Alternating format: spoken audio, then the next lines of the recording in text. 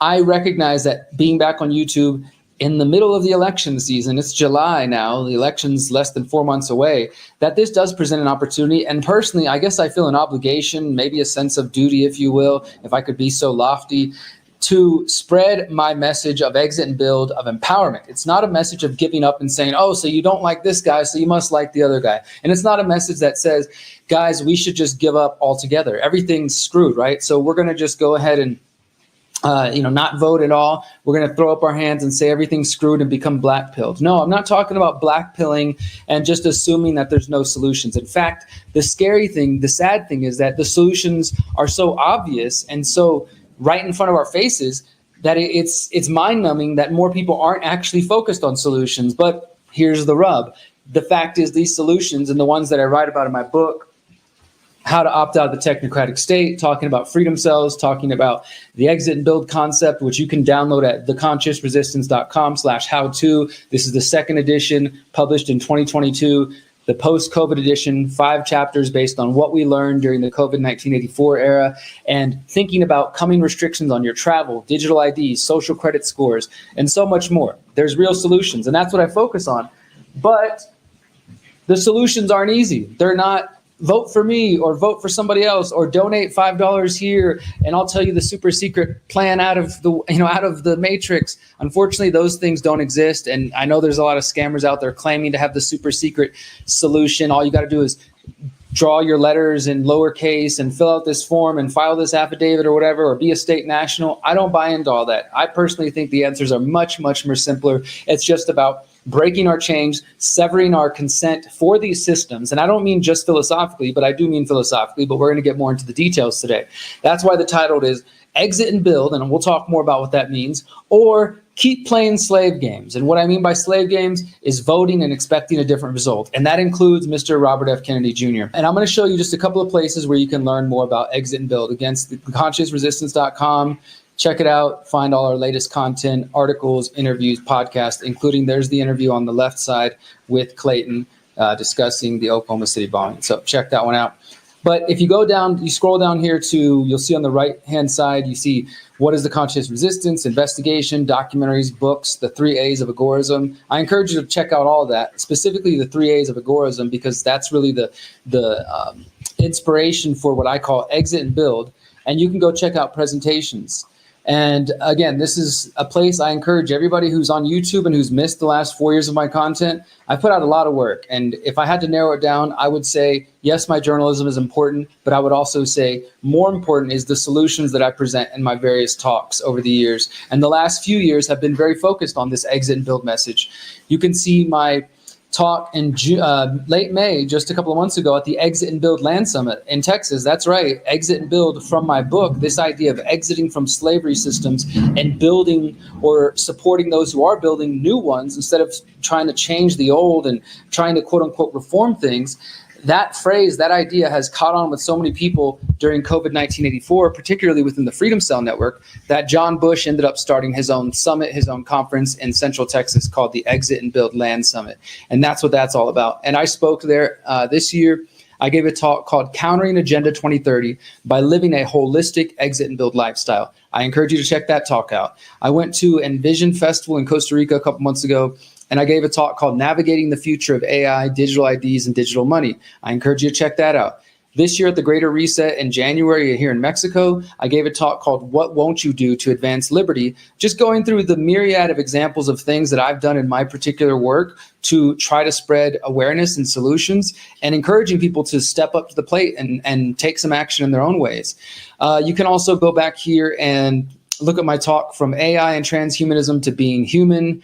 You go back to Monerotopia, How to Opt Out of the Technocratic State from 2023, Exit the Slavery Systems, Build the Parallel Society, Exit and Build the Power of Being Outside the System, Opting Out of Pandemics, Climate Lockdowns, and Smart Cities. That's from Next Steps in 2023.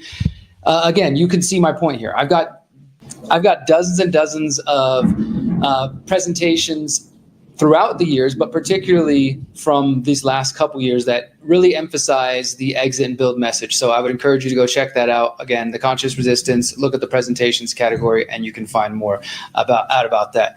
Exit and build, the idea is essentially exiting from systems that do not align with your values. I call them slavery systems. So let's take some examples. I would say that most of us, whether we pay them or not, do not agree with the involuntary taxation system, the system that says if you don't pay the government's ransom once a year, then they're going to come put you in a cage or take away your property or call you a bad person and things like that. If you don't agree with that system, you have a couple of options. You can begrudgingly participate and just complain and make memes and say, oh, the only thing consistent in life is death and taxes, and here you go, government, here's my money.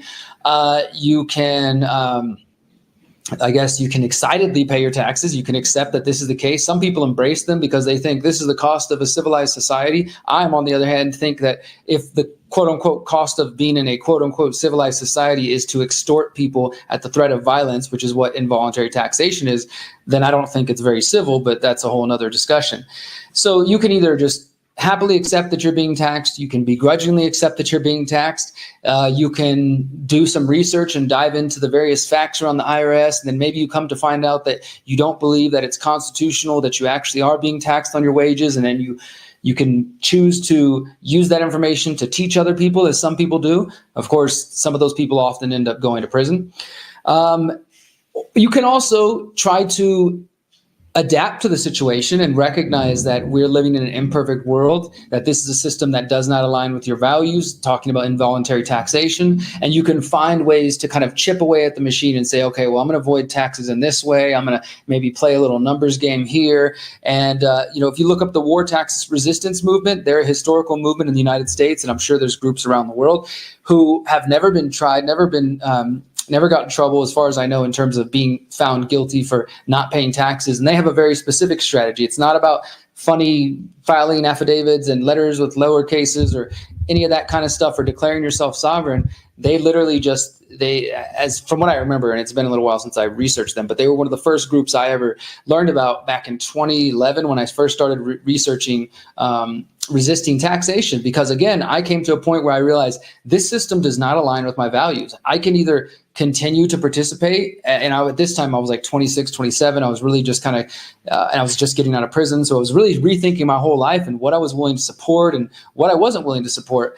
And, interestingly, I got to the point where I just decided, I can't do this anymore. I have to figure out a way around this. And so I started to research tax resistance, and I got to the war tax resistance movement. And they calculate each individual's alleged money they owe. This is what the government claims you owe them, which is total bullshit anyways. But let's say the government claimed you owe them $10,000 that year. If you were part of this war tax resistance movement, they have like a way to go about it where they will take that money then and then go donate it to a specific organization that they believe in, and file the records and send them to the government and basically say, hey, this is what I did with my my quote unquote taxes that I owe you. I donated it to Veterans Against the War or something like that, right? So they find like a organization that fits their beliefs, and they put the money towards that. So technically, money's still coming out of their pocket, but instead of it going to the war machine in the United States and sending billions of dollars to bombs in Israel or bombing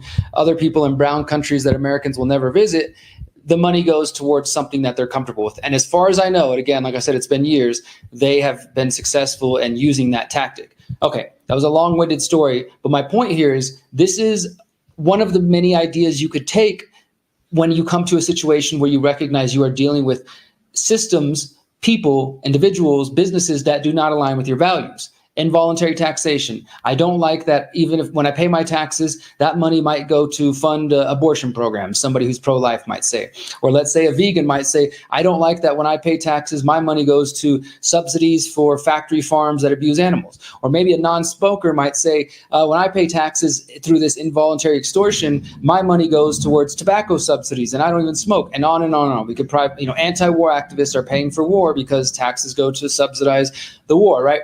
It's an immoral situation. You can either accept it happily or begrudgingly, or you can take action. And this is where exit and build comes from. This is the idea then. You're recognizing this system does not align with my values, and I'm not going to continue to support it. I'm going to exit from it. I'm going to take away my moral, my emotional, maybe my spiritual support for the situation. And I can't stop paying taxes today. And I know I'm starting with a very controversial example, which has made some people the target of the IRS, but it's an important one because the involuntary taxation is part of funding the whole damn scheme. So you could come to this conclusion where you realize, like, it's immoral. I don't know what I'm going to do, but by next year's tax season, I'm not paying. I'm figuring out a way out. I'm going to start shuffling some things around my business. Obviously, if you got a huge corporate enterprise and you're making millions and hundreds of millions of dollars a year, this is a very difficult thing to do. But let's say you're a local entrepreneur or you're an individual with a small family business. It is also difficult for people who already have the money stolen out of their checks through direct deposit and things like that if you're working for bigger companies. I recognize that.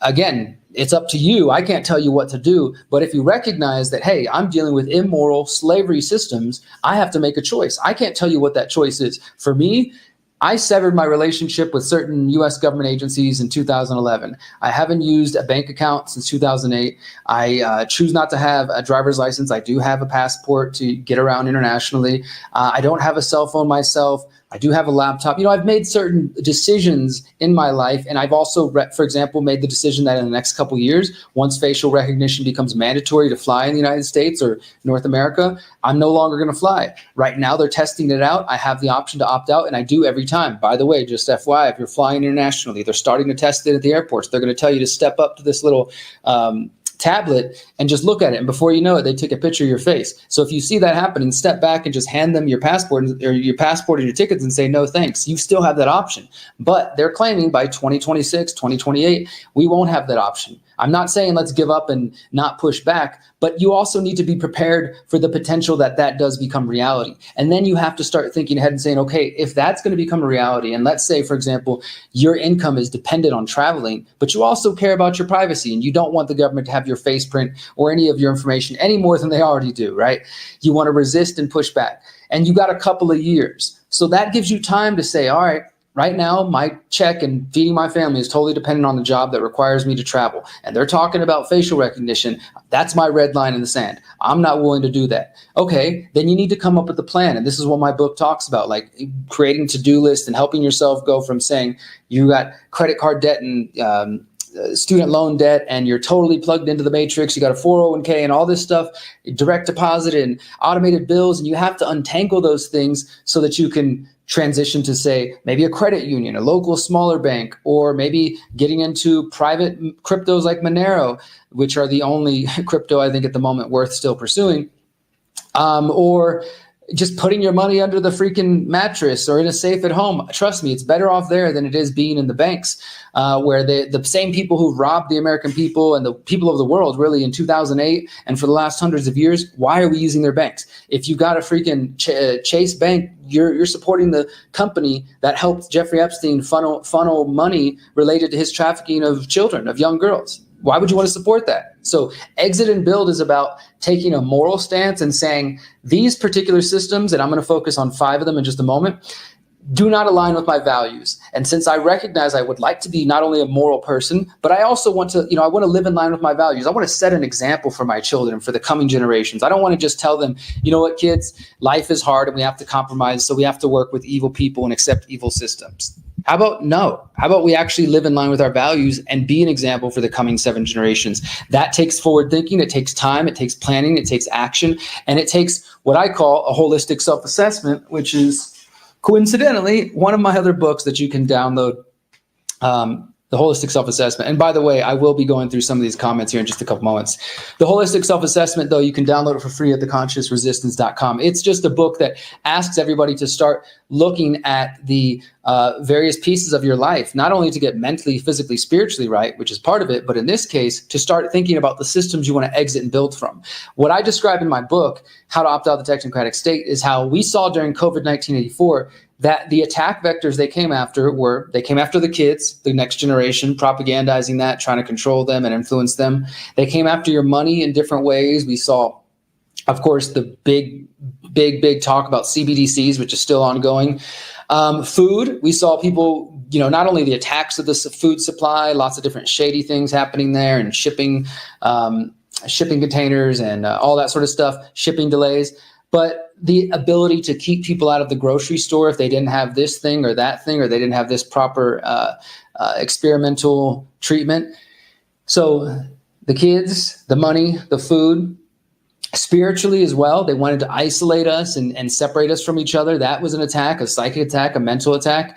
And then the other one would be digital technology itself. And that is, of course, the push towards digital identities, towards digital currencies, CBDCs, but it's more like the digital identity side. And that also includes social credit scores. And so we need to see, if we've seen their deck of cards and we've seen their attacks, and things are kind of calm right now, but don't forget it's also the year where there's more elections going on in the entire world than there ever have been in history, apparently, but particularly in the United States, where we know election years are a great time to divide people and to get people believing in the old system again, right? Because think about this. Let me just take a sidebar for a moment. How many people woke up the last 4 years and saw people like Robert F. Kennedy Jr., myself, Whitney Webb, Ryan the Last American Vagabond, James Corbett, and so many other people who've been at this for a long time, warning and telling people from the beginning, guys, this doesn't smell right. Because you remember my reporting, which you can find on my website and even on my old YouTube channel. Some of the videos are still there.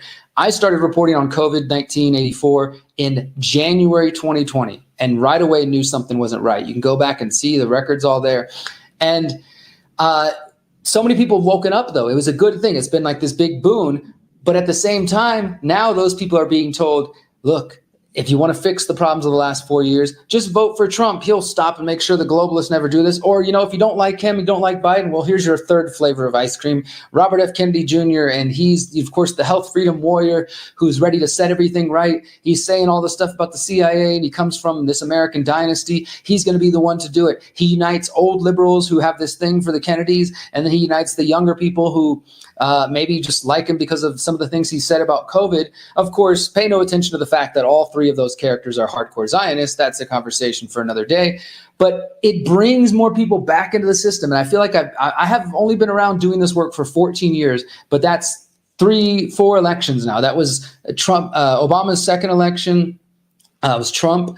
That was 2020. And then I was paying attention before, but I wasn't awake during the Bush years. But I've seen enough of these elections now and been paying attention long enough to know that it seems like people wake up, like post-Bush, or during Bush years, there was big marches against the war, anti-war, surveillance, torture is wrong. And then this character, this figure came in. He walked on stage. He was a young, black constitutional attorney who has said all the right things, and he's going to go after the Bush people. He's going to make sure that everybody's held accountable. Then he gets in office. Whoops, never mind. We're not going to look backwards. We need to look forward. And then what does he do? He expands all those same powers. He indoctrinates or codifies indefinite detention of American citizens via the NDA 2012.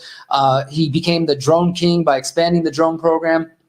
And then what happens? Along comes a character named Donald Trump who promises he's going to fix things. And all those people who may have fell for Obama, and I voted for him in 2008, but I'm not again. I voted for him both times, but no more. I can't believe I fell for that. Maybe the right wing's the answer. And here comes this guy, a total outsider, never before been in politics, so we can trust him, right? Donald Trump, and he somehow wins. The media couldn't possibly have imagined that. There's no possibility that this whole thing is an engineered script designed to make you believe that this guy's a hero. No, pay no attention to that. Everything you see on CNN, it's all real. None of us had any idea he was going to win. How could that ever happen, right?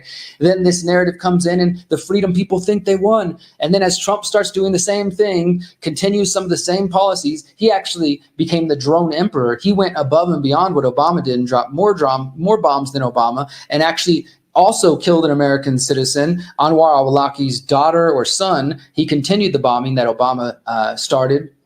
Not to mention COVID-19, the largest deficit in any president, some of the biggest socialization programs under the CARES Act, and of course, Operation Warp Speed, Big Daddy who loves his injections still. And the narrative is like, we need somebody to save us from this. And now people have got to the point where they realize the mainstream's garbage. As I said last week, I think they're collapsing the mainstream by design in order to prop up the fake mainstream alternative media, who then sort of direct that energy into Donald Trump as the hero against the deep state. And for those who you can't quite get, who don't like Biden and don't like Trump, we got a path for them too. We'll corral them into this RFK, the third, maybe will he, won't he come behind victory? Guys, they've been studying human psychology for generations. They know how to manipulate us and to drive us this way and that way. And in fact, I made a post about this on my social media a couple of days ago, including on my YouTube page. I'll just read it here because it's really pertinent right now, discussing fifth generation warfare. So this is what I wrote. I feel that the vast majority of humanity, including the vast majority of truthers, freedom lovers, libertarians, conspiracy realists, etc., are blind to the danger of the concept of fifth generation warfare. Social media is the battlefield, and truth has been sacrificed at the altar of technocracy, the techno-tyranny takeover of our lives. You cannot blindly trust what you read and see online, especially from, quote, independent media, or as David Icke and others are now calling it, and I think is a great term, mainstream alternative media talking heads. They will tell you what you want to hear, including that Trump did nothing wrong, Trump's a good guy, or Trump's a bad guy. They will feed into we're dealing with intelligence agencies who have got their fingers into every social media network and the internet itself. And you better believe that there are some false heroes out there pretending to be independent media. We know about this from the Snowden documents back 10 years ago, that they were creating fake YouTube accounts, fake Twitter accounts, fake influencers to push and guide narratives. They will tell you what you want to hear, confirm your biases and your fears, only to later misdirect you to make you more easily manipulated. And if you can't grasp this, you are going to be taken advantage of. I make no claims of authority over deciding who or what is using fifth generation warfare, but I know we are witnessing live narrative shaping around elections, pandemics, weather events, economic calamities, and other major events. And it also happens every day, not just the big events. They're constantly trying to shape narratives for us. You must cling to your critical thinking and reason, and even that can be weaponized against you. And here's one final point on this, and we're going to talk more about exit and build. This is more specifically about the principle side of things, because I see so many people starting to support Trump who think that, oh, it's the lesser of two evils. And again, like I was saying a moment ago, elections are a great time to divide people, to get people to sell out their principles. In between elections, we're like, yes, freedom, we want freedom, and screw the government. We know that they killed Kennedy's uncle and his dad. We know that the system's corrupt. Jeffrey Epstein, blackmail, Israel, Mossad. Wait, election comes up. Yeah, voting's going to fix it. I mean, it's just the most asinine thing I've ever seen. This is why having principles matters. Because if I know, for example, that it is wrong, immoral, impractical, etc., to use force, fraud, violence, or coercion on another human being, and I also recognize that it's wrong to do such a thing, even if it comes from a government or a government official. And what I mean by that is, like with the taxation example we were going over, if I steal from your pocket and tell you that it's going to do something good, you would say, okay, maybe so, but still, you're stealing from me, fuck off. But if somebody comes along and says, hey, I'm from the IRS, I'm going to take out of your pocket every month to go towards building roads or doing stuff we promise you it's good, we call it taxation. No, it's still an immoral act, right? It's immoral if an individual commits force, fraud, violence, or coercion on another individual, and it's immoral if that individual happens to be working from the government. It still makes it immoral. And if you know that, you will see through all BS attempts to manipulate you into accepting or justifying the use of violence, regardless of who's doing it. So the answer is to stick to the principles of liberty, to learn more about exit and build, and to stop focusing on these fake ass solutions, which are politicians. I know this is a hard one for many of you because I don't claim to have all the answers. I'm not claiming the solution that I'm promoting is going to work 100% or that it's going to work with everybody. But I do know that trying the same thing over and over and again, just voting, just waiting 2 more years and 4 more years for somebody to come along and give us a little bit more hopium, it's not going to fix it, guys. And at the very least, this is my question, my challenge to you is to, if you're going to vote in the election, okay, that's in November. More than likely, you've probably already made your mind up if you're a voter. If not, good. Spend some time figuring that out. At least be a quote unquote educated voter. But guess what? It is July. Depending on your season right now, you got July, August, September, October. You have 3.5 months, at least 3 months. Let's say 3 full months. You could plant some starter plants. And those will be much more productive over the next couple of months. You could start a little mini garden in your house, your backyard. You could join a community garden. You could choose to go to abovephone.com and get an above phone and learn how to use that, or get an above book, or de-Google your own phone, or de-Google your own computer. You could do Linux. You could learn about permaculture, watching free documentaries that are on the internet. You could get together with a local group of people using freedomcells.org to connect and find people in your area, and then say, hey, let's focus on what are our goals. Hey, we're really concerned about food security, and we want to learn more about how to use cryptocurrency privacy, because despite what some misinformed people think, crypto is not controlled. It's a monolithic thing. Bitcoin has become controlled, but that's not all that there is. This is why Monero XMR still exists. And this is why the government, as I reported a couple months ago, but you probably missed if you're watching on YouTube, is clamping down with the arrest of Roger Ver, with arresting the guys from the Samurai Wallet, Tornado Cash. They're going after the projects that can help people get out of the banking system. But the point is, you could learn about all of these different alternatives and everything I talk about in my book, and you could do that for the next 3 months and still go vote. And you would have done much more for yourself than if you do nothing but just slave away and just keep listening to podcasts telling you how fucked up the world is and just go vote, or just do nothing. Back to the conversation about being black-pilled. I asked earlier to a gentleman who was commenting, saying that he's like, I'm not going to lie. Let me see. Where is your at, brother? Now, I got to admit, I'm black-pilled. The answer is simple, but waking up people to see is damn hard. And I asked, what specifically makes you feel black-pilled? And for those who aren't familiar with this term, it's a term like just like red pill, from the Matrix. It's like, you want to take the blue pill, the red pill. Red pill originally meant being awake, and then now people use red pill mean like manosphere type stuff and whatever. That's got its whole issue. And then there's the term white pill, which is kind of like where you're maybe overly optimistic, or you think like, yeah, everything's good. Like humanity, we're going to overcome this. We're going to make it through this. And there's nothing that can deter you from that view. And then a black pill is more like you just really think things are screwed. And so when I talk about any of these solutions, for example, someone might say, oh yeah, Derrick, go buy your land, go build your community, start growing your own food. What do you think? They're just going to let you grow your own food? Have you ever heard of Waco? They're going to come bomb you and kill you, and all of these things, which could happen, I guess, in some reality. But what is the choice then? To act to not act because I'm afraid that one day in the future, some bad people might come after me and the people I care about? At least if that was to happen, I can say, hey, you know what? I died doing what I love, focusing on gaining skills, building on land, living in a way that is actually in balance with the planet, with the people, with the animals, with people that I care about, hosting events, promoting the ideas of liberty. And then, if one day some bad people come kill me, I think I probably live pretty good, right? I'd rather do that than sit still and do nothing and just complain on the internet while I watch the world get more fucked up, which is what it seems like lots of you seem to be comfortable just doing that. Is that really enough? It doesn't feel like it's enough for me. Rugg says, what made me feel black-pilled originally was finding out that 90% of the supposed truth/freedom movement are agents, grifters, shills, masons, scum. Okay. Obviously I'm talking about 5th generation warfare, and I'm talking about how we have to be skeptical of the things that are being put in front of us. That is true. And that's 100%, be skeptical, especially at these higher levels.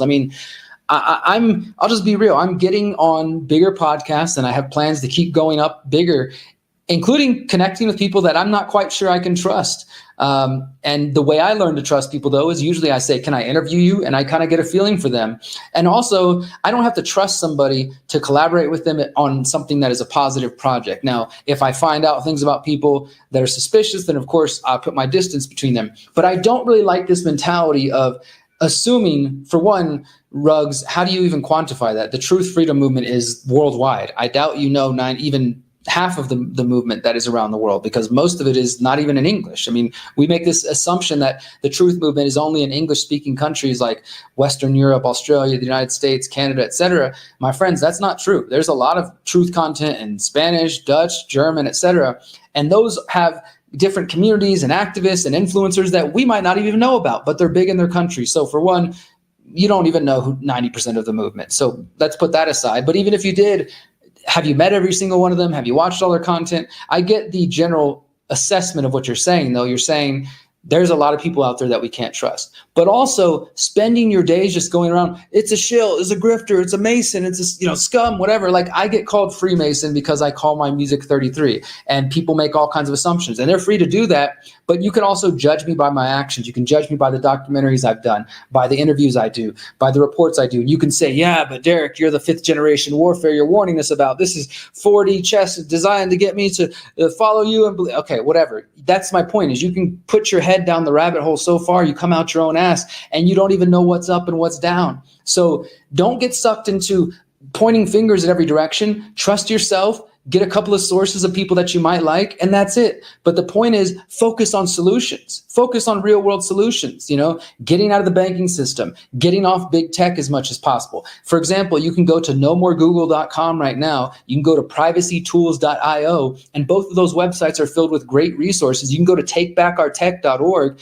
another great resource. And these have guides and alternatives. For example, I don't use Google Docs. I don't use Google for these different things. And it really sucks when I get invited to do interviews and somebody sends me a Google Meet link or a Zoom link or some Microsoft product. I really hate it, and I'm going to get more strict about it in the future. I use things like Jitsi and CryptPad as alternatives where I can do everything that you can do with Google and Microsoft, but without the tracking, with more privacy. And my point is, we have alternatives in each of these areas, but are you willing to do them? Are you willing to learn a new tool? Are you willing to change your operating system? Are you willing to go out and meet new people?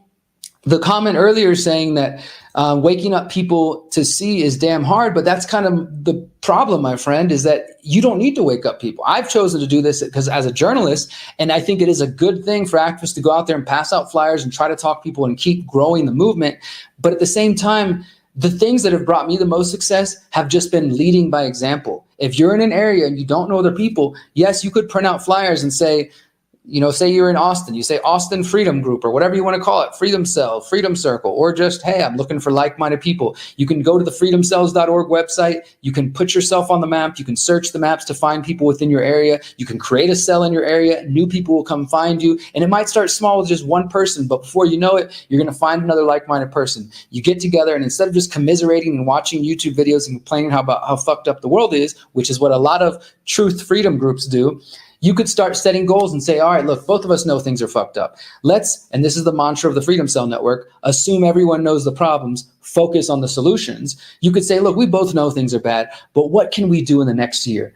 Okay, look, you got a house, I got a house. Do you have a backyard? Yeah, I got a backyard. Okay, well, maybe we start a little community garden between the two of us. Let's put a couple hours in on the weekend and start building a garden there. And then we can promote that on the Freedom Cells website. We can put up flyers in our local coffee shops and meetup spots. And before you know it, you might get a third or a fourth person that shows up and they're interested, and you learn that they have skills that you didn't have. So you start learning from each other and you start building this resiliency. Community is the key, my friends. They are working night and day. World Economic Forum, United Nations, Summit of the Future, coming up in New York City, September 21st to the 23rd, and the Great Reset and the Fourth Industrial Revolution.